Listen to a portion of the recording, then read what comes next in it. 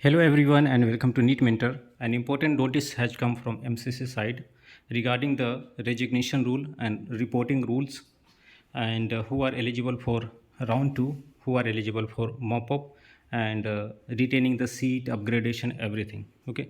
So in this video, all your doubts will be clarified. The notice should have come little earlier. They delayed it, okay, by 2 days. Okay, so before you start, okay, if you are new to the channel, you can subscribe it, okay, and we have a contact number 9319128677, and you can reach out to us, okay, for paid counseling guidance, okay. And you can also download our application, and you can join the Telegram group for all the latest updates from the description of the video. So it's related to colleges and candidates. So it was a big confusion that what is the rule about resignation, who are allowed to go for state round, who are allowed to resign the seat and go for a state round, all such things. So the confusion will get clear out here. Reporting last date is 7th of October. There is no time given.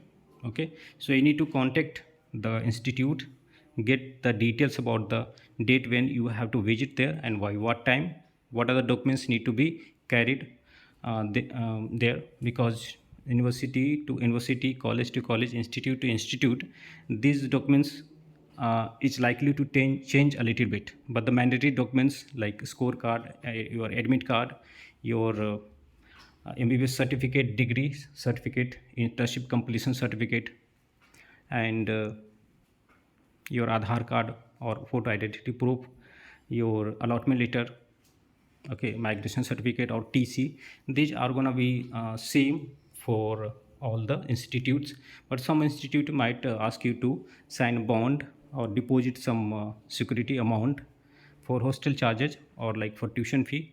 So it will change university to university, college to college, institute to institute. There is a date given as a resignation date. So why to resign? See, there is a reason behind resigning. You got the seat from All India quota or MCC counseling in government institute, DNV, diploma or deemed universities.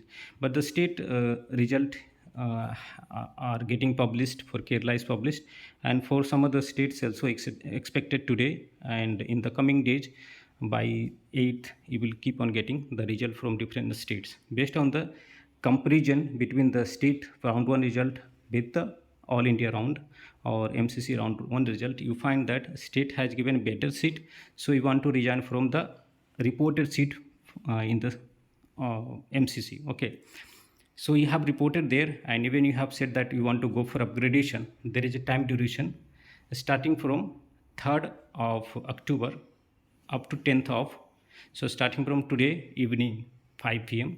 up to 10th of October. By 10th, we assume that all the states will have its result published.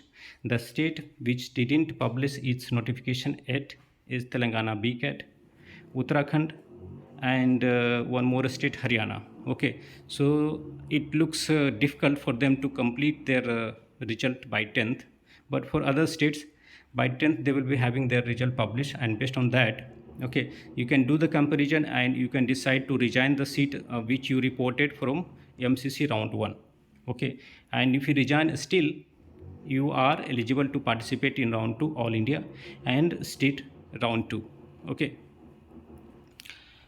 and what is the process of resignation? The resignation letter has to be generated in online mode through portal provided by MCC by the allotted college. So you can't generate the letter, it has to be generated by the allotted college.